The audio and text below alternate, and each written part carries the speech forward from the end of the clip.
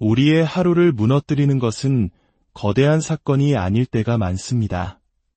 무심코 던져진 독설 어린 댓글 하나, 무례한 몸짓 한 번, 혹은 잠시 스쳐 지나간 답답한 순간 하나가 온종일 우리의 마음을 지배하곤 하죠.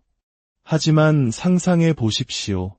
당신이 그 어떤 외부의 자극에도 흔들리지 않고 온전히 평온하며 중심을 잡고 있는 모습을 말입니다. 다른 누군가가 당신을 향해 무엇을 던지든 당신의 내면은 고요한 호수와 같습니다. 불가능하게 들리시나요? 그렇지 않습니다. 20세기 심층 심리학의 거장 칼 융은 진정한 감정적 자유는 다른 사람이 우리를 통제하도록 내버려 두는 것이 아니라 우리 자신의 내면 세계를 완전히 장악할 때 찾아온다고 믿었습니다. 오늘 우리는 칼 융의 시대를 초월하는 지혜 속으로 깊이 들어가 가장 분노가 치미는 상황 속에서도 평온함과 자신감, 그리고 통제력을 잃지 않도록 도와줄 6가지 혁신적인 가르침을 함께 나누고자 합니다. 우리는 자신의 그림자를 마주하는 법을 배우고 분노라는 감정을 길들이며 내면의 평화를 지키기 위한 경계를 설정하고 우리를 올가매는 것들을 놓아주는 법을 탐구할 것입니다. 이 모든 과정은 자기 발견이라는 칼 융 심리학의 단단한 토대 위에 세워져 있습니다. 이야기가 끝날 무렵 당신은 충동적으로 반응하는 대신 흔들리지 않는 내면의 힘으로 살아가는 구체적인 도구들을 손에 쥐게 될 것입니다. 다시는 그 무엇에도 방해받지 않는 비밀을 풀 준비가 되셨나요? 오늘 우리가 나눌 이 지혜가 당신의 마음의 작은 등불이 되었다면 이 빛을 주변에도 나누어 주시길 바랍니다. 구독과 알림 설정으로 저희의 여정에 동행해 주시는 것은 더 많은 분들과 함께 내면의 평화를 찾아가는 길을 밝히는 소중한 나눔이 될 것입니다. 당신의 그 선한 영향력이 저희에게는 가장 큰 힘이 됩니다. 자, 이제 당신의 삶을, 그리고 당신이 자신과 세상을 바라보는 방식을 바꿀 여정을 시작하겠습니다. 우리가 느끼는 분노가 사실은 무례한 동료나 난폭한 운전자, 혹은 온라인상의 날선 댓글 때문이 아니라면 어떨까요? 만약 그 분노가 훨씬 더 깊은 곳, 바로 우리 자신의 내면에서 비롯된 것이라면 어떨까요? 분석 심리학의 선구자 칼 융은 분노와 같은 우리의 가장 강렬한 감정들이 종종 그가 그림자라고 불렀던 것에서 솟아난다고 가르쳤습니다. 그림자란 우리가 마주하고 싶어 하지 않는 우리 자신의 숨겨진 부분입니다. 그 안에는 억압된 감정, 불안감, 그리고 해결되지 않은 과거의 상처들이 담겨 있습니다. 누군가가 우리의 감정을 건드렸을 때 우리를 자극한 것은 단순히 그들의 말이나 행동이 아닙니다. 그것은 바로 우리 내면의 그림자가 반응한 것입니다. 이제 우리는 어떻게 자신의 그림자를 정면으로 마주함으로써 분노를 길들이고 감정적 자유를 되찾을 수 있는지 탐구해 볼 것입니다. 이야기 하나를 해보죠. 여기 32살의 마케팅 매니저 민지 씨가 있습니다. 그녀는 자신의 일에 큰 열정을 가지고 있습니다. 어느 날 팀 회의 중에 동료인 상철 씨가 그녀의 발표를 중간에 끊으며 무시하는 투로 말합니다. 그 아이디어는 예전에 나왔던 거잖아요. 민지 씨, 다음으로 넘어갑시다. 회의실은 순간 조용해집니다. 민지 씨는 얼굴이 화끈거리고 심장이 빠르게 뛰며 끓어오르는 분노를 느낍니다. 받아치고 싶고 자신의 아이디어를 방어하고 싶고 상철 씨가 틀렸다는 것을 증명하고 싶습니다. 하지만 그녀는 폭발하는 대신 잠시 멈춥니다. 그리고 스스로에게 묻습니다. 왜 이렇게까지 마음이 아플까? 왜 상철 씨의 말이 나를 이렇게 작아지게 만들까? 그 순간 민지 씨는 이것이 단지 상철 씨의 문제가 아님을 깨닫습니다. 이것은 그녀 자신의 그림자에 관한 문제였습니다. 무시당하는 것을 두려워하는 자신의 일부, 다른 사람의 인정에 자신의 가치를 묶어두는 바로 그 부분 말입니다. 칼 융은 우리의 그림자가 단순히 문제가 아니라 위대한 스승이 될 수 있다고 믿었습니다. 자극을 받았을 때 우리가 느끼는 분노는 종종 우리가 내면에 묻어둔 무언가, 즉 불안감, 과거의 상처, 혹은 제대로 들여다보지 않았던 신념을 가리킵니다.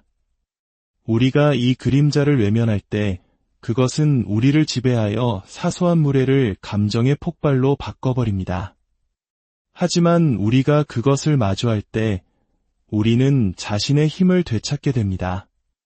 민지 씨에게 그림자를 마주한다는 것은 스스로에게 상철 씨의 무시가 나를 이토록 강하게 때리는 걸까? 라고 묻는 것을 의미했습니다.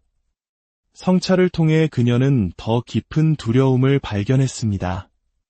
자신의 아이디어, 더 나아가 자신의 가치가 충분하지 않다는 걱정이었습니다. 이 사실을 인정함으로써 그녀는 상철 씨에 대한 분노를 해소했을 뿐만 아니라 수년 동안 무시해왔던 자기 자신의 일부를 치유하기 시작했습니다. 그렇다면 당신은 어떻게 자신의 그림자를 마주하여 분노를 길들일 수 있을까요? 그것은 자기 인식에서 시작됩니다. 칼 융은 이 과정을 무의식을 의식화하는 것이라고 불렀습니다. 누군가 또는 무언가가 당신을 자극할 때 그것은 마치 당신의 그림자에 스포트라이트를 비추는 것과 같습니다. 비난하거나 억누르는 대신 잠시 멈추고 내면을 들여다보십시오. 지금 정말로 무슨 일이 일어나고 있는 걸까? 이 분노는 이 상황 자체에 대한 것인가? 아니면 두려움, 과거의 기억, 혹은 채워지지 않은 욕구와 같은 더 깊은 무언가와 연결되어 있는가? 이것은 자신을 탓하는 것이 아닙니다. 자신을 이해하는 것입니다. 칼 융이 말했듯이 당신이 무의식을 의식화하기 전까지 그것은 당신의 삶을 지배하고 당신은 그것을 운명이라 부를 것이다. 구체적인 예를 들어보겠습니다. 출근길에 어떤 차가 갑자기 끼어들었다고 상상해 보세요. 당신의 첫 본능은 경적을 울리고 소리치거나 그 불쾌감이 아침을 망치도록 내버려 두는 것일 수 있습니다. 하지만 잠시 멈추고 이 분노는 정말 무엇에 대한 것일까? 라고 자문한다면 어떨까요? 어쩌면 그 운전자 때문만이 아닐지도 모릅니다. 어쩌면 마감일이 임박한 스트레스나 통제력을 잃는 것에 대한 더 깊은 두려움일 수도 있습니다. 감정에 이름을 붙이고 그 뿌리를 파고들므로써 당신은 그 감정이 당신에게 미치는 힘을 약화시킬 수 있습니다. 당신은 분노를 억제하는 것이 아니라 그것을 이해하고 있는 것입니다. 그리고 그것이 바로 분노를 다스리는 첫걸음입니다. 여기 당신의 그림자를 마주하기 시작하는 간단한 기술이 있습니다. 바로 그림자 일기입니다. 다음에 화가 나거나 자극을 받을 때 노트나 휴대폰을 꺼내 3가지를 적어보세요. 첫째, 무슨 일이 있었는가? 상황을 간략하게 설명하고 누가 또는 무엇이 당신을 자극했는지 적습니다. 둘째, 나는 무엇을 느끼고 있는가? 분노, 상처, 당혹감 등 감정의 이름을 붙이고 그 강도를 1부터 10까지 평가합니다. 셋째, 그 밑에는 무엇이 있는가? 스스로에게 물어보세요. 이것이 나에게 무엇을 떠올리게 하는가? 더 깊은 두려움이나 신념이 작용하고 있는가? 불편하더라도 솔직해지십시오. 예를 들어 민지 씨는 상철 씨와의 회의 후에 이 기술을 사용했습니다. 그녀는 이렇게 적었습니다. 상철 씨가 내 아이디어를 무시했다. 나는 분노와 굴욕감을 느꼈다. 강도는 10점 만점에 8점. 그 밑에는 내가 충분히 뛰어나지 않다는 두려움이 있다. 그리고 그의 말은 어릴 적 무시당했던 기억을 떠올리게 했다. 이러한 감정들의 이름을 붙임으로써 민지 씨는 자신의 분노가 자신의 가치를 반영하는 것이 아니라 그림자로부터 온 신호임을 알게 되었습니다. 이것은 그녀가 회의에서 감정에 휩쓸리지 않고 상철 씨의 비판에 차분하게 대처할 수 있는 명료함을 주었습니다. 자신의 그림자를 마주하는 것은 쉽지 않습니다. 외면하고 싶은 자신의 일부를 들여다볼 용기가 필요합니다. 하지만 그 보상은 실로 큽니다. 당신이 그렇게 할 때마다 당신을 통제하던 자극들의 힘은 약해집니다. 당신은 충동적으로 반응하는 것을 멈추고 의도를 가지고 응답하기 시작합니다. 칼 융이 말했듯이 나는 나에게 일어난 일이 아니다. 나는 내가 되기로 선택한 것이다. 무례한 동료, 참을성 없는 운전자, 날선 댓글. 당신의 분노가 자기 발견으로 가는 무님을 이해할 때 그것들은 더 이상 당신을 지배할 힘을 잃게 됩니다. 그러니 다음에 속에서 열기가 치솟는 것을 느낄 때 그것을 밀어내거나 삼켜버리지 마십시오.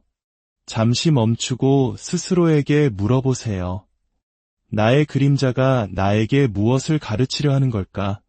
그것을 마주함으로써 당신은 단지 분노를 길들이는 것이 아니라 자기 자신과의 더 깊은 연결을 열게 됩니다. 그리고 바로 거기서 진정한 감정적 자유가 시작됩니다. 누군가의 말이나 행동 때문에 피가 거꾸로 솟는 듯한 기분을 느꼈다가 나중에 다르게 대처할 수 있었을 텐데 하고 후회한 적이 있습니까? 여기 강력한 진실이 있습니다. 칼 융의 심리학은 모든 자극과 당신의 반응 사이에는 공간이 존재하며 그 순간에 당신에게는 선택할 힘이 있다고 말합니다. 그 공간이 바로 당신의 자유입니다. 너무나 자주 우리는 다른 사람의 말이나 행동이 우리의 기분을 좌우하도록 내버려 둡니다. 하지만 만약 당신이 그 펜을 다시 빼앗아 올 수 있다면 어떨까요? 이제 우리는 어떻게 그 공간을 활용하여 다른 사람의 이야기에 감정이 지배당하지 않고 우리 자신의 반응을 선택할 수 있는지 탐구해 볼 것입니다. 칼 융의 연구는 우리의 반응이 우리의 내면 세계, 즉 무의식적인 믿음, 두려움, 그리고 욕망에 의해 형성된다고 가르칩니다. 누군가가 당신의 버튼을 누를 때 그들이 당신을 화나게 만들었다고 생각하기 쉽습니다. 하지만 칼 융은 그들이 단지 불꽃을 튀겼을 뿐 불은 당신의 내면에서 나온 것이라고 주장할 것입니다. 좋은 소식은 당신이 그 불이 어떻게 타오를지 또는 아예 타오르지 않게 할지를 선택할 수 있다는 것입니다. 자극과 반응 사이의 그 공간으로 들어감으로써 당신은 당신의 행동을 다른 사람의 이야기가 아닌 당신 자신의 가치에 맞게 정렬할 수 있습니다. 28살의 그래픽 디자이너 지훈 씨의 이야기를 해보죠. 그는 어린 시절 친구인 민수와 아주 가깝게 지냈습니다. 어느 날 저녁 함께 술을 마시던 중 민수가 날카로운 말을 던집니다. 너 아직도 그런 예술 나부랭이 같은 거 하고 있냐? 언제쯤 제대로 된 직장 구할래? 지훈 씨는 분노와 배신감이 치솟는 것을 느낍니다. 그의 첫 본능은 자신의 직업과 열정을 변호하며 쏘아붙이는 것이었습니다. 하지만 대신 그는 심호흡을 하고 잠시 멈춥니다. 그 순간 그는 스스로에게 묻습니다. 이 말이 이렇게 아프게 들릴까? 이건 민수에 대한 것일까? 아니면 더 깊은 무언가에 대한 것일까? 지훈 씨는 민수의 말이 자신의 일이 아니라 안정적인 대기업에 다니는 민수 자신의 불안감에서 비롯된 것임을 깨닫습니다. 감정적으로 반응하지 않기로 선택함으로써 지훈 씨는 무의미한 논쟁을 피하고 자신의 평화를 지켰습니다. 이 공간이라는 개념은 새로운 것이 아닙니다. 칼 융은 빅터 프랭클과 같은 사상가들에게서 영감을 받았습니다. 프랭클은 자극과 반응 사이에는 공간이 있다. 그 공간에는 우리의 반응을 선택할 수 있는 힘이 있다. 그리고 우리의 반응 속에 우리의 성장과 자유가 있다는 유명한 말을 남겼습니다. 융에게 이 공간은 자기 인식이 행동과 만나는 곳입니다. 다른 사람의 부정적인 기운에 휩쓸려 그들의 이야기 속으로 끌려 들어갈 것인지 아니면 자신의 진실에 굳건히 머무를 것인지를 결정하는 곳이죠. 그렇다면 일상생활에서 이 공간을 어떻게 마스터할 수 있을까요? 그것은 간단하면서도 강력한 기술, 3초 멈춤에서 시작됩니다. 다음에 무례한 말, 무시하는 몸짓, 또는 부당한 비판과 같은 자극을 느낄 때 이 방법을 시도해 보십시오. 첫째, 멈추세요. 3초간 멈춥니다.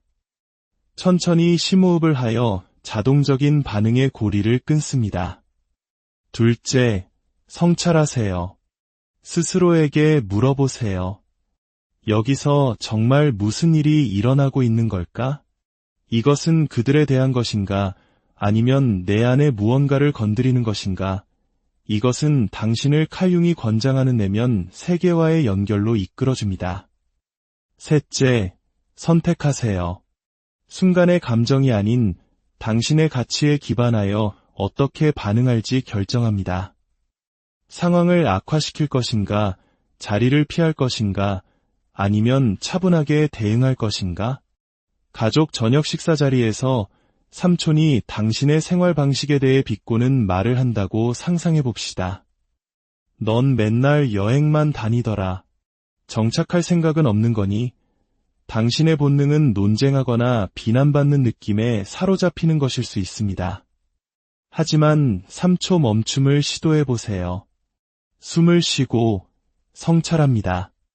이것이 내 삶에 대한 것인가? 아니면 삼촌이 자신의 후회를 나에게 투영하고 있는 것은 아닐까? 그리고 선택합니다.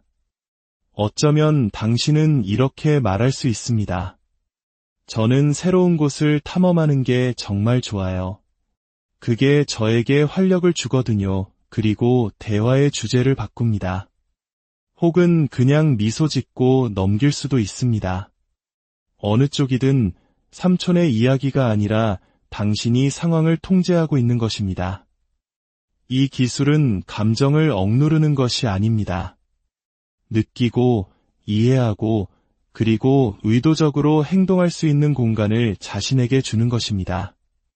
칼 융의 개성화, 즉 진정한 자기 자신이 되어가는 개념은 바로 이러한 의식적인 선택에 의존합니다.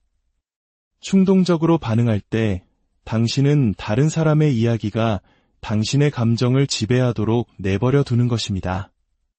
하지만 멈추고 선택할 때 당신은 당신 자신의 이야기를 써 내려가고 있는 것입니다. 그러니 다음에 누군가가 당신을 그들의 드라마 속으로 끌어들이려 할 때 기억하십시오.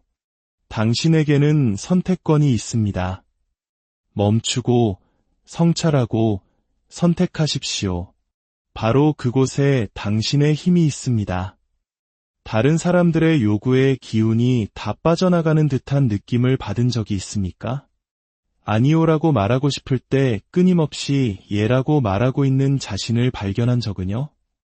칼 융은 진정한 내면의 평화는 개성화라는 과정을 통해 온다고 가르쳤습니다. 그것은 바로 당신의 필요와 가치를 존중함으로써 당신의 진정한 자아가 되는 과정입니다. 이 여정의 결정적인 부분은 경계를 설정하는 것입니다. 경계는 사람들을 밀어내는 것이 아닙니다. 그것은 당신이 최고의 모습으로 살아갈 수 있도록 당신의 에너지를 보호하는 것입니다. 이제 우리는 어떻게 명확하고 의도적인 경계를 설정하는 것이 외부의 혼란으로부터 당신의 평화를 지키고 다른 사람들이 무엇을 던지든 흔들리지 않게 도울 수 있는지 탐구할 것입니다. 칼 융은 온전한 존재가 되기 위해 우리는 다른 사람들의 기대와 영향력으로부터 우리 자신을 구별해야 한다고 믿었습니다. 경계가 없다면 당신은 그들의 요구, 기분 또는 부정성에 자신을 잃을 위험에 처하게 됩니다.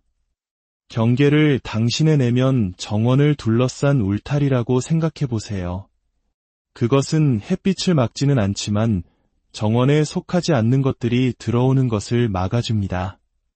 당신이 경계를 설정할 때 당신은 세상에 이렇게 말하는 것입니다.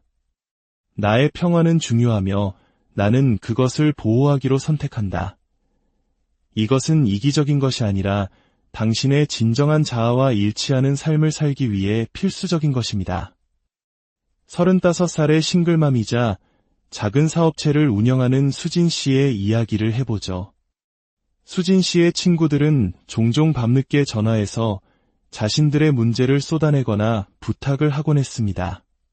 그녀는 친구들에게 힘이 되어주는 것을 좋아했지만 이 전화들은 그녀를 지치게 만들고 그녀의 수면과 딸과 함께하는 시간을 앗아갔습니다. 어느 날 저녁, 친구인 미영 씨가 밤 10시에 전화해서 회사 문제로 속상하다고 말합니다. 수진 씨는 익숙한 의무감에 사로잡혔지만 잠시 멈춥니다. 그녀는 자신의 에너지를 희생하면서 다른 모든 사람에게 예라고 말해왔다는 것을 깨닫습니다. 전화를 받는 대신 그녀는 이렇게 문자를 보냅니다.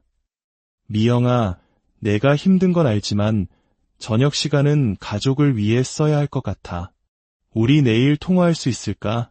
미영 씨는 이해했고 수진 씨는 마음의 짐이 한결 가벼워지는 것을 느꼈습니다. 그녀는 우정을 잃지 않으면서도 자신의 평화를 지켜냈습니다. 이것이 바로 칼융의 개성화가 실제로 작동하는 모습입니다. 죄책감 없이 자기 자신을 선택하는 것. 경계는 다른 사람을 더 이상 신경 쓰지 않는다는 의미가 아닙니다. 그것은 가장 중요한 관계와 책임에 온전히 집중할 수 있을 만큼 자기 자신을 충분히 아낀다는 의미입니다. 경계가 없다면 당신은 문이 없는 집과 같아서 모든 침입에 열려 있고 결코 쉴 수 없습니다. 융이 말했듯이 일생의 특권은 진정으로 자기 자신이 되는 것이다. 경계는 당신이 그 특권을 주장하는 방법입니다. 그렇다면 내면의 평화를 지키기 위해 어떻게 경계를 설정하기 시작할 수 있을까요?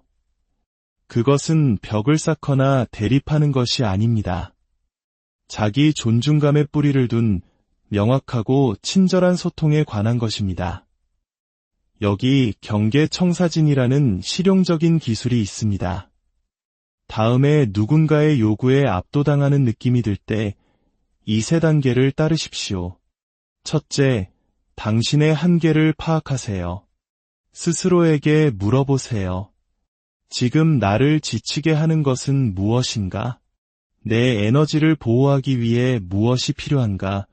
구체적으로 생각하세요. 갑작스러운 부탁에 아니오라고 말하는 것일 수도 있고 부정적인 사람과 보내는 시간을 제한하는 것일 수도 있습니다.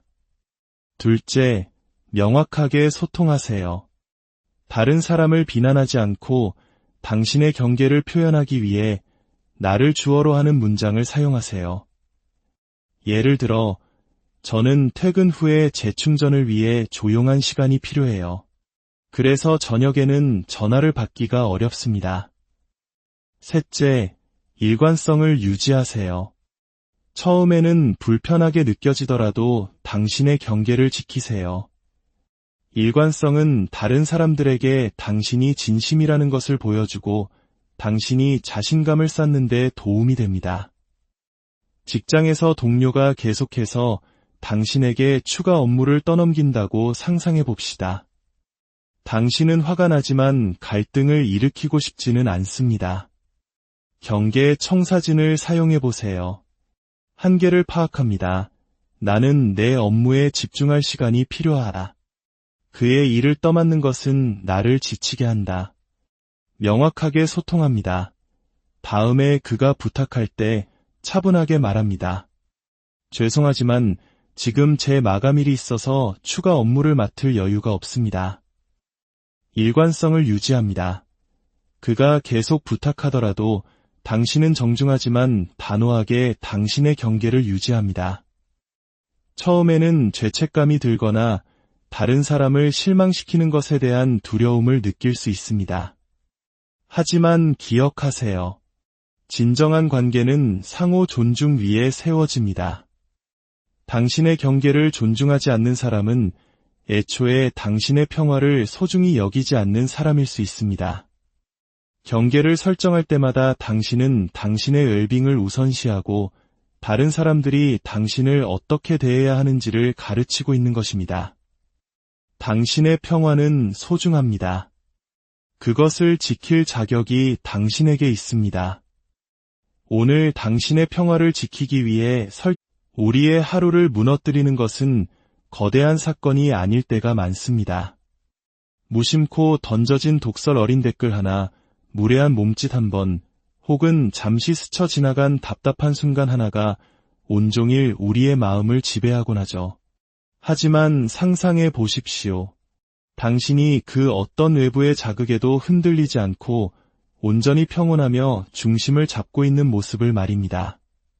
다른 누군가가 당신을 향해 무엇을 던지든 당신의 내면은 고요한 호수와 같습니다. 불가능하게 들리시나요? 그렇지 않습니다. 20세기 심층 심리학의 거장 칼 융은 진정한 감정적 자유는 다른 사람이 우리를 통제하도록 내버려 두는 것이 아니라 우리 자신의 내면 세계를 완전히 장악할 때 찾아온다고 믿었습니다.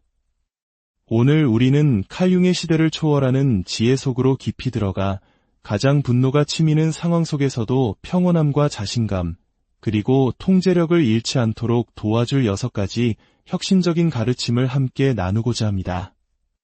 우리는 자신의 그림자를 마주하는 법을 배우고 분노라는 감정을 길들이며 내면의 평화를 지키기 위한 경계를 설정하고 우리를 올가매는 것들을 놓아주는 법을 탐구할 것입니다. 이 모든 과정은 자기 발견이라는 칼 융 심리학의 단단한 토대 위에 세워져 있습니다. 이야기가 끝날 무렵 당신은 충동적으로 반응하는 대신 흔들리지 않는 내면의 힘으로 살아가는 구체적인 도구들을 손에 쥐게 될 것입니다. 다시는 그 무엇에도 방해받지 않는 비밀을 풀 준비가 되셨나요? 오늘 우리가 나눌 이 지혜가 당신의 마음의 작은 등불이 되었다면 이 빛을 주변에도 나누어 주시길 바랍니다. 구독과 알림 설정으로 저희의 여정에 동행해 주시는 것은 더 많은 분들과 함께 내면의 평화를 찾아가는 길을 밝히는 소중한 나눔이 될 것입니다. 당신의 그 선한 영향력이 저희에게는 가장 큰 힘이 됩니다. 자, 이제 당신의 삶을, 그리고 당신이 자신과 세상을 바라보는 방식을 바꿀 여정을 시작하겠습니다. 우리가 느끼는 분노가 사실은 무례한 동료나 난폭한 운전자, 혹은 온라인상의 날선 댓글 때문이 아니라면 어떨까요? 만약 그 분노가 훨씬 더 깊은 곳, 바로 우리 자신의 내면에서 비롯된 것이라면 어떨까요? 분석 심리학의 선구자 칼 융은 분노와 같은 우리의 가장 강렬한 감정들이 종종 그가 그림자라고 불렀던 것에서 솟아난다고 가르쳤습니다. 그림자란 우리가 마주하고 싶어 하지 않는 우리 자신의 숨겨진 부분입니다. 그 안에는 억압된 감정, 불안감, 그리고 해결되지 않은 과거의 상처들이 담겨 있습니다. 누군가가 우리의 감정을 건드렸을 때 우리를 자극한 것은 단순히 그들의 말이나 행동이 아닙니다. 그것은 바로 우리 내면의 그림자가 반응한 것입니다. 이제 우리는 어떻게 자신의 그림자를 정면으로 마주함으로써 분노를 길들이고 감정적 자유를 되찾을 수 있는지 탐구해 볼 것입니다. 이야기 하나를 해보죠. 여기 32살의 마케팅 매니저 민지 씨가 있습니다. 그녀는 자신의 일에 큰 열정을 가지고 있습니다. 어느 날 팀 회의 중에 동료인 상철 씨가 그녀의 발표를 중간에 끊으며 무시하는 투로 말합니다. 그 아이디어는 예전에 나왔던 거잖아요. 민지 씨, 다음으로 넘어갑시다. 회의실은 순간 조용해집니다. 민지 씨는 얼굴이 화끈거리고 심장이 빠르게 뛰며 끓어오르는 분노를 느낍니다. 받아치고 싶고 자신의 아이디어를 방어하고 싶고 상철 씨가 틀렸다는 것을 증명하고 싶습니다. 하지만 그녀는 폭발하는 대신 잠시 멈춥니다. 그리고 스스로에게 묻습니다. 왜 이렇게까지 마음이 아플까? 왜 상철 씨의 말이 나를 이렇게 작아지게 만들까? 그 순간 민지 씨는 이것이 단지 상철 씨의 문제가 아님을 깨닫습니다. 이것은 그녀 자신의 그림자에 관한 문제였습니다. 무시당하는 것을 두려워하는 자신의 일부, 다른 사람의 인정에 자신의 가치를 묶어두는 바로 그 부분 말입니다. 칼 융은 우리의 그림자가 단순히 문제가 아니라 위대한 스승이 될 수 있다고 믿었습니다.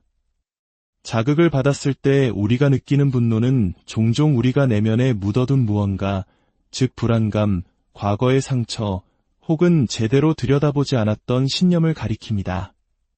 우리가 이 그림자를 외면할 때 그것은 우리를 지배하여 사소한 무례를 감정의 폭발로 바꿔버립니다. 하지만 우리가 그것을 마주할 때 우리는 자신의 힘을 되찾게 됩니다. 민지 씨에게 그림자를 마주한다는 것은 스스로에게 상철 씨의 무시가 나를 이토록 강하게 때리는 걸까? 라고 묻는 것을 의미했습니다. 성찰을 통해 그녀는 더 깊은 두려움을 발견했습니다. 자신의 아이디어, 더 나아가 자신의 가치가 충분하지 않다는 걱정이었습니다.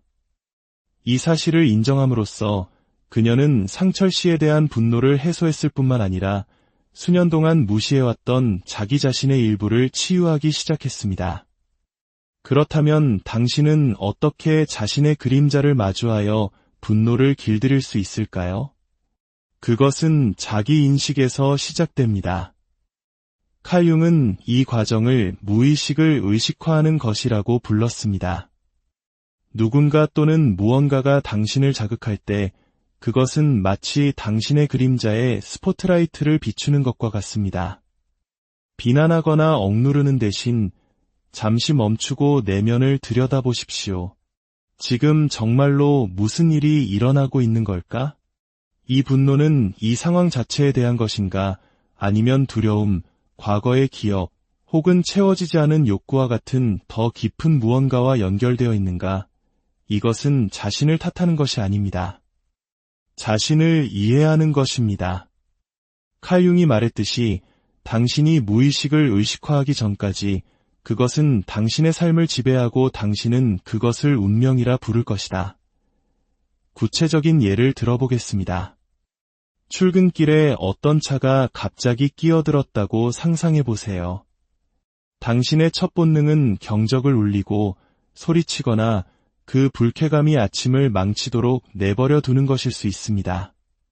하지만 잠시 멈추고 이 분노는 정말 무엇에 대한 것일까? 라고 자문한다면 어떨까요? 어쩌면 그 운전자 때문만이 아닐지도 모릅니다. 어쩌면 마감일이 임박한 스트레스나 통제력을 잃는 것에 대한 더 깊은 두려움일 수도 있습니다.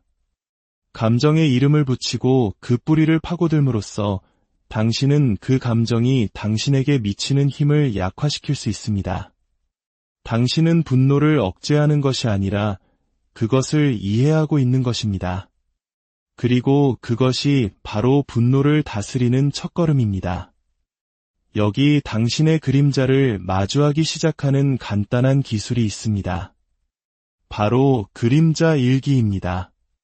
다음에 화가 나거나 자극을 받을 때 노트나 휴대폰을 꺼내 3가지를 적어보세요.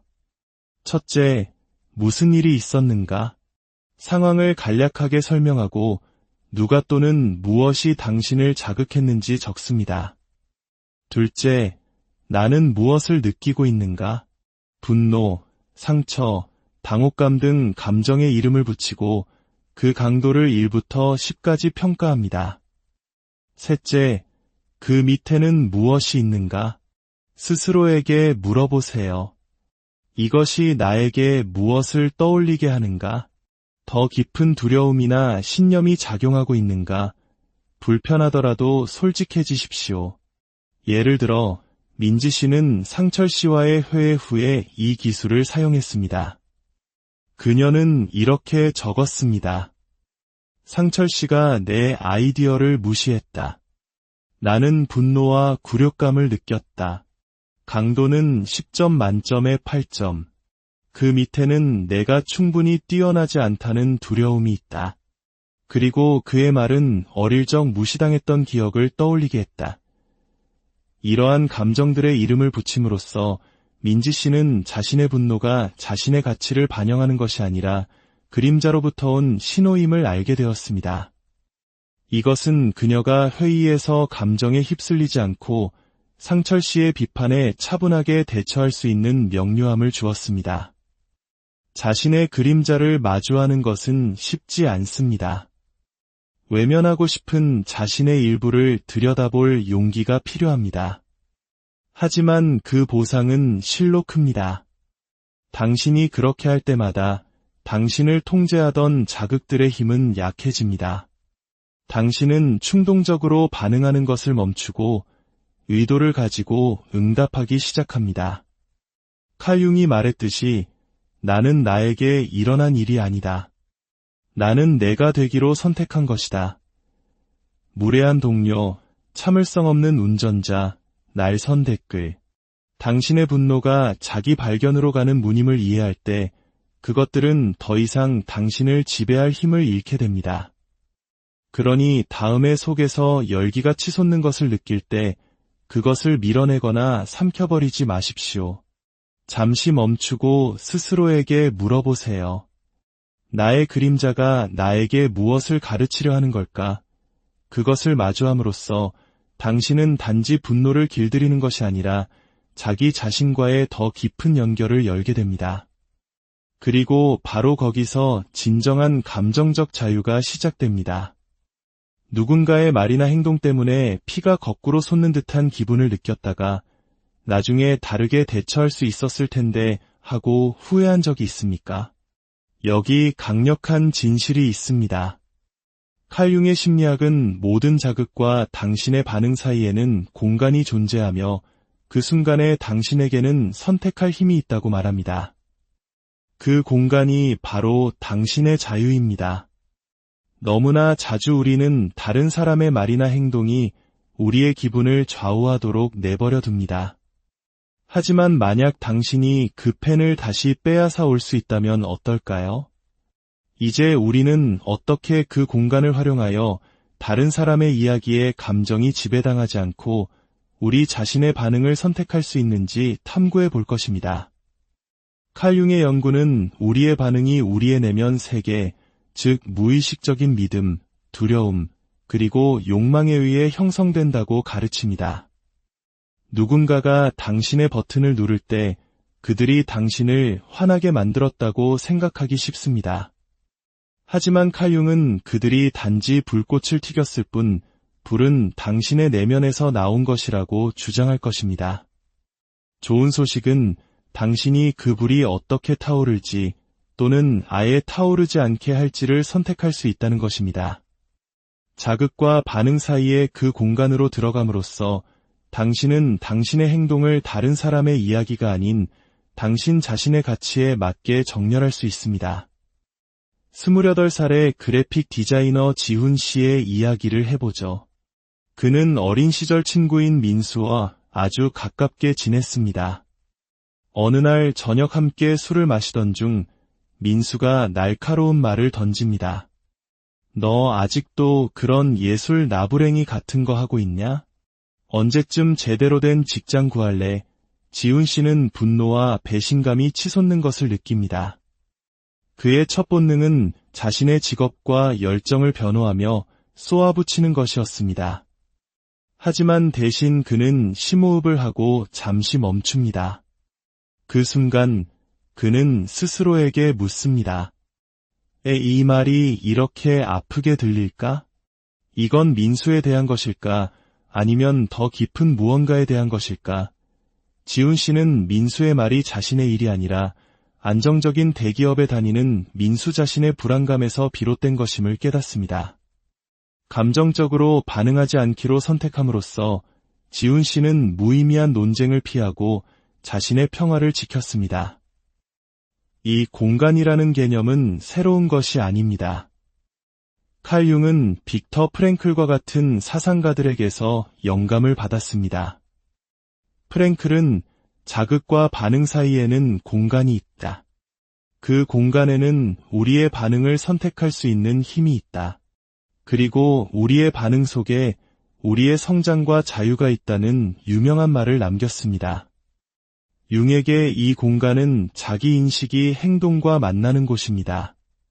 다른 사람의 부정적인 기운에 휩쓸려 그들의 이야기 속으로 끌려 들어갈 것인지 아니면 자신의 진실에 굳건히 머무를 것인지를 결정하는 곳이죠. 그렇다면 일상생활에서 이 공간을 어떻게 마스터할 수 있을까요? 그것은 간단하면서도 강력한 기술, 3초 멈춤에서 시작됩니다. 다음에 무례한 말, 무시하는 몸짓, 또는 부당한 비판과 같은 자극을 느낄 때 이 방법을 시도해 보십시오. 첫째, 멈추세요. 3초간 멈춥니다. 천천히 심호흡을 하여 자동적인 반응의 고리를 끊습니다. 둘째, 성찰하세요. 스스로에게 물어보세요. 여기서 정말 무슨 일이 일어나고 있는 걸까? 이것은 그들에 대한 것인가? 아니면 내 안에 무언가를 건드리는 것인가? 이것은 당신을 칼융이 권장하는 내면 세계와의 연결로 이끌어줍니다. 셋째, 선택하세요. 순간의 감정이 아닌 당신의 가치에 기반하여 어떻게 반응할지 결정합니다. 상황을 악화시킬 것인가, 자리를 피할 것인가, 아니면 차분하게 대응할 것인가? 가족 저녁 식사 자리에서 삼촌이 당신의 생활 방식에 대해 비꼬는 말을 한다고 상상해 봅시다. 넌 맨날 여행만 다니더라. 정착할 생각은 없는 거니? 당신의 본능은 논쟁하거나 비난받는 느낌에 사로잡히는 것일 수 있습니다. 하지만 3초 멈춤을 시도해 보세요. 숨을 쉬고 성찰합니다. 이것이 내 삶에 대한 것인가? 아니면 삼촌이 자신의 후회를 나에게 투영하고 있는 것은 아닐까? 그리고 선택합니다. 어쩌면 당신은 이렇게 말할 수 있습니다. 저는 새로운 곳을 탐험하는 게 정말 좋아요. 그게 저에게 활력을 주거든요. 그리고 대화의 주제를 바꿉니다. 혹은 그냥 미소 짓고 넘길 수도 있습니다. 어느 쪽이든 삼촌의 이야기가 아니라 당신이 상황을 통제하고 있는 것입니다. 이 기술은 감정을 억누르는 것이 아닙니다. 느끼고, 이해하고, 그리고 의도적으로 행동할 수 있는 공간을 자신에게 주는 것입니다. 칼 융의 개성화, 즉 진정한 자기 자신이 되어가는 개념은 바로 이러한 의식적인 선택에 의존합니다. 충동적으로 반응할 때 당신은 다른 사람의 이야기가 당신의 감정을 지배하도록 내버려 두는 것입니다. 하지만 멈추고 선택할 때 당신은 당신 자신의 이야기를 써 내려가고 있는 것입니다. 그러니 다음에 누군가가 당신을 그들의 드라마 속으로 끌어들이려 할 때 기억하십시오. 당신에게는 선택권이 있습니다. 멈추고 성찰하고 선택하십시오. 바로 그곳에 당신의 힘이 있습니다. 다른 사람들의 요구에 기운이 다 빠져나가는 듯한 느낌을 받은 적이 있습니까? 아니오라고 말하고 싶을 때 끊임없이 예라고 말하고 있는 자신을 발견한 적은요? 칼 융은 진정한 내면의 평화는 개성화라는 과정을 통해 온다고 가르쳤습니다. 그것은 바로 당신의 필요와 가치를 존중함으로써 당신의 진정한 자아가 되는 과정입니다. 이 여정의 결정적인 부분은 경계를 설정하는 것입니다. 경계는 사람들을 밀어내는 것이 아닙니다. 그것은 당신이 최고의 모습으로 살아갈 수 있도록 당신의 에너지를 보호하는 것입니다.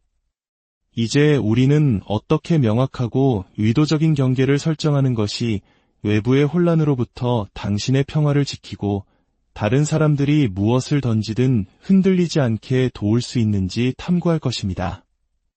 칼 융은 온전한 존재가 되기 위해 우리는 다른 사람들의 기대와 영향력으로부터 우리 자신을 구별해야 한다고 믿었습니다.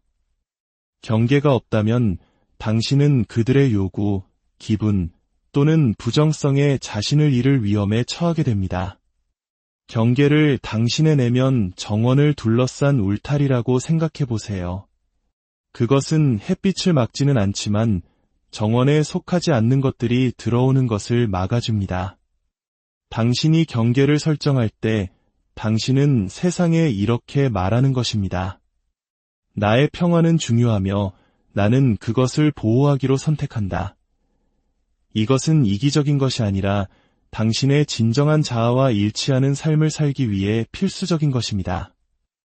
35살의 싱글맘이자 작은 사업체를 운영하는 수진 씨의 이야기를 해보죠. 수진 씨의 친구들은 종종 밤늦게 전화해서 자신들의 문제를 쏟아내거나 부탁을 하곤 했습니다. 그녀는 친구들에게 힘이 되어주는 것을 좋아했지만 이 전화들은 그녀를 지치게 만들고 그녀의 수면과 딸과 함께하는 시간을 앗아갔습니다.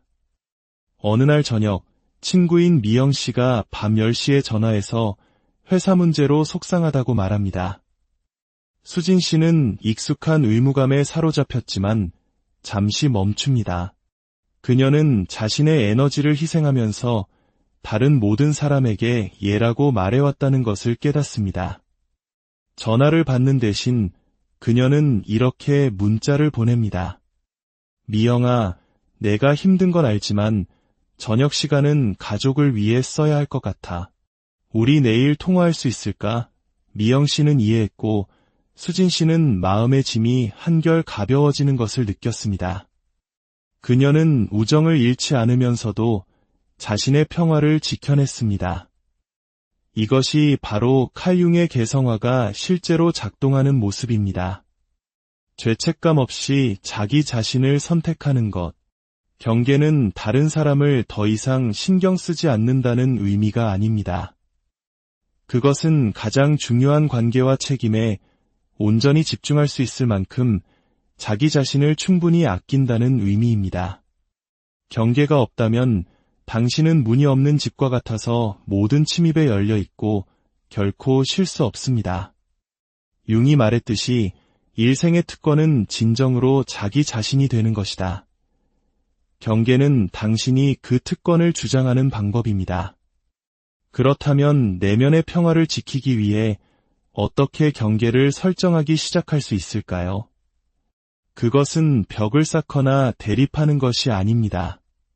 자기 존중감의 뿌리를 둔 명확하고 친절한 소통에 관한 것입니다.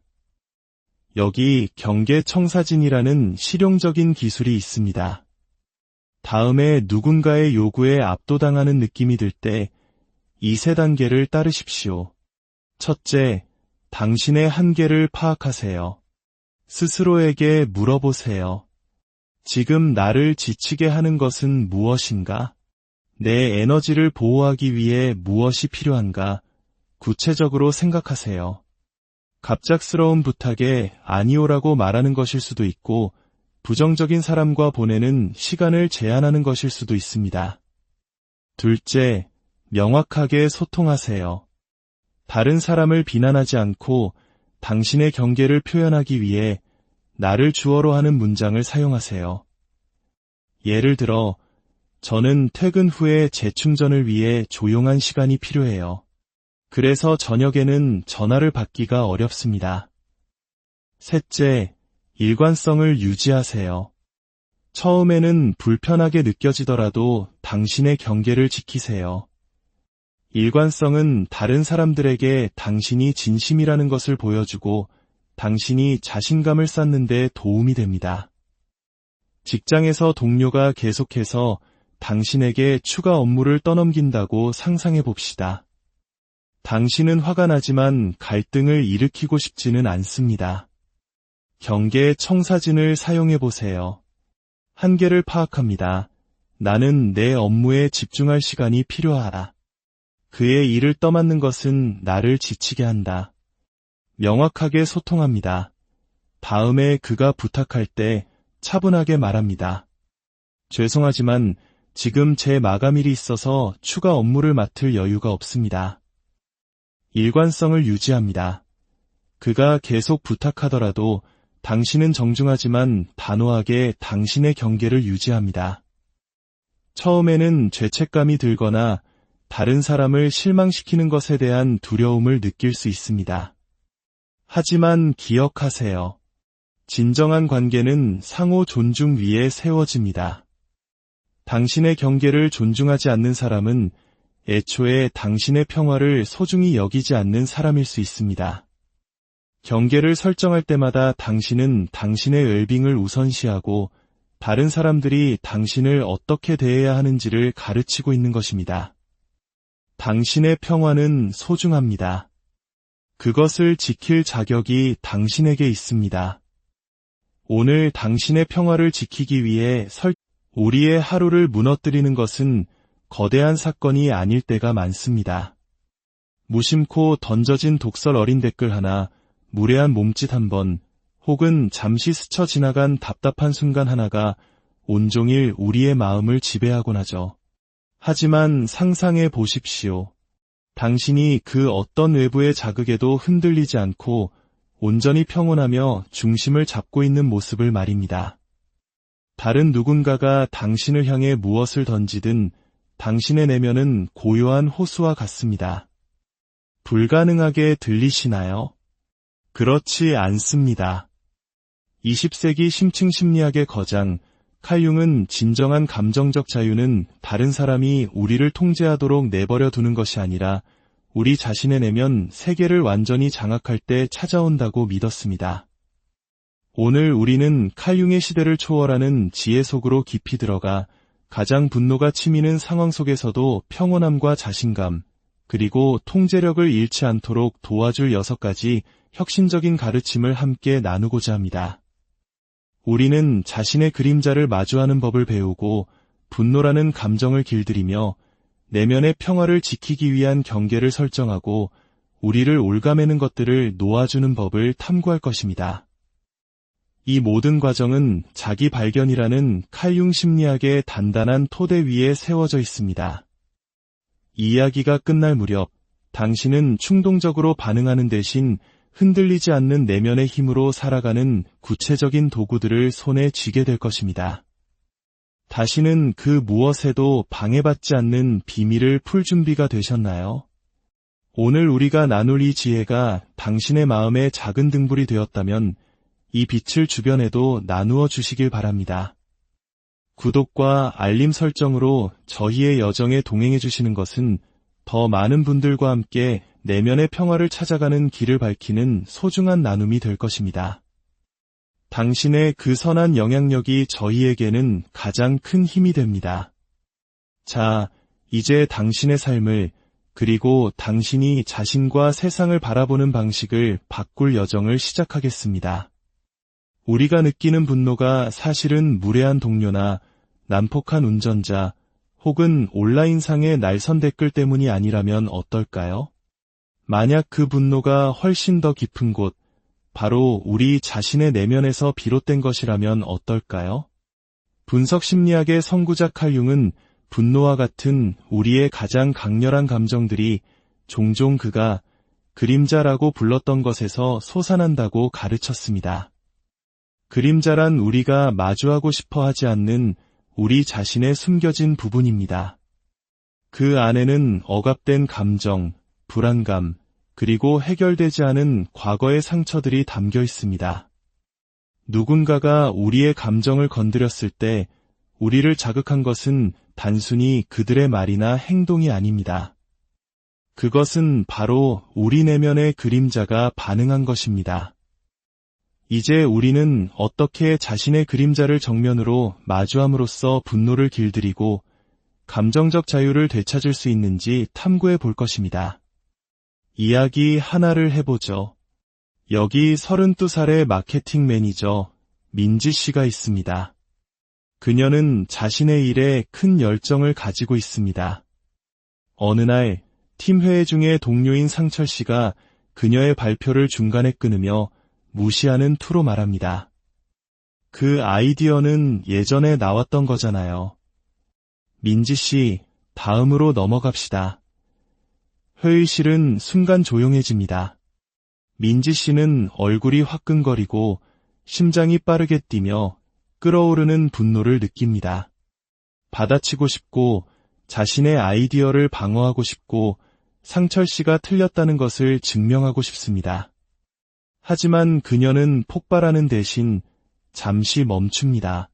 그리고 스스로에게 묻습니다. 왜 이렇게까지 마음이 아플까? 왜 상철 씨의 말이 나를 이렇게 작아지게 만들까? 그 순간 민지 씨는 이것이 단지 상철 씨의 문제가 아님을 깨닫습니다. 이것은 그녀 자신의 그림자에 관한 문제였습니다. 무시당하는 것을 두려워하는 자신의 일부, 다른 사람의 인정에 자신의 가치를 묶어두는 바로 그 부분 말입니다. 칼 융은 우리의 그림자가 단순히 문제가 아니라 위대한 스승이 될 수 있다고 믿었습니다. 자극을 받았을 때 우리가 느끼는 분노는 종종 우리가 내면에 묻어둔 무언가, 즉 불안감, 과거의 상처, 혹은 제대로 들여다보지 않았던 신념을 가리킵니다. 우리가 이 그림자를 외면할 때 그것은 우리를 지배하여 사소한 무례를 감정의 폭발로 바꿔버립니다. 하지만 우리가 그것을 마주할 때 우리는 자신의 힘을 되찾게 됩니다. 민지 씨에게 그림자를 마주한다는 것은 스스로에게 상철 씨의 무시가 나를 이토록 강하게 때리는 걸까? 라고 묻는 것을 의미했습니다. 성찰을 통해 그녀는 더 깊은 두려움을 발견했습니다. 자신의 아이디어, 더 나아가 자신의 가치가 충분하지 않다는 걱정이었습니다. 이 사실을 인정함으로써 그녀는 상철 씨에 대한 분노를 해소했을 뿐만 아니라 수년 동안 무시해왔던 자기 자신의 일부를 치유하기 시작했습니다. 그렇다면 당신은 어떻게 자신의 그림자를 마주하여 분노를 길들일 수 있을까요? 그것은 자기 인식에서 시작됩니다. 칼 융은 이 과정을 무의식을 의식화하는 것이라고 불렀습니다. 누군가 또는 무언가가 당신을 자극할 때 그것은 마치 당신의 그림자에 스포트라이트를 비추는 것과 같습니다. 비난하거나 억누르는 대신 잠시 멈추고 내면을 들여다보십시오. 지금 정말로 무슨 일이 일어나고 있는 걸까? 이 분노는 이 상황 자체에 대한 것인가? 아니면 두려움, 과거의 기억, 혹은 채워지지 않은 욕구와 같은 더 깊은 무언가와 연결되어 있는가? 이것은 자신을 탓하는 것이 아닙니다. 자신을 이해하는 것입니다. 칼 융이 말했듯이 당신이 무의식을 의식화하기 전까지 그것은 당신의 삶을 지배하고 당신은 그것을 운명이라 부를 것이다. 구체적인 예를 들어보겠습니다. 출근길에 어떤 차가 갑자기 끼어들었다고 상상해 보세요. 당신의 첫 본능은 경적을 울리고 소리치거나 그 불쾌감이 아침을 망치도록 내버려 두는 것일 수 있습니다. 하지만 잠시 멈추고 이 분노는 정말 무엇에 대한 것일까? 라고 자문한다면 어떨까요? 어쩌면 그 운전자 때문만이 아닐지도 모릅니다. 어쩌면 마감일이 임박한 스트레스나 통제력을 잃는 것에 대한 더 깊은 두려움일 수도 있습니다. 감정에 이름을 붙이고 그 뿌리를 파고들므로써 당신은 그 감정이 당신에게 미치는 힘을 약화시킬 수 있습니다. 당신은 분노를 억제하는 것이 아니라 그것을 이해하고 있는 것입니다. 그리고 그것이 바로 분노를 다스리는 첫걸음입니다. 여기 당신의 그림자를 마주하기 시작하는 간단한 기술이 있습니다. 바로 그림자 일기입니다. 다음에 화가 나거나 자극을 받을 때 노트나 휴대폰을 꺼내 3가지를 적어보세요. 첫째, 무슨 일이 있었는가? 상황을 간략하게 설명하고 누가 또는 무엇이 당신을 자극했는지 적습니다. 둘째, 나는 무엇을 느끼고 있는가? 분노, 상처, 당혹감 등 감정의 이름을 붙이고 그 강도를 1부터 10까지 평가합니다. 셋째, 그 밑에는 무엇이 있는가? 스스로에게 물어보세요. 이것이 나에게 무엇을 떠올리게 하는가? 더 깊은 두려움이나 신념이 작용하고 있는가? 불편하더라도 솔직해지십시오. 예를 들어 민지 씨는 상철 씨와의 회의 후에 이 기술을 사용했습니다. 그녀는 이렇게 적었습니다.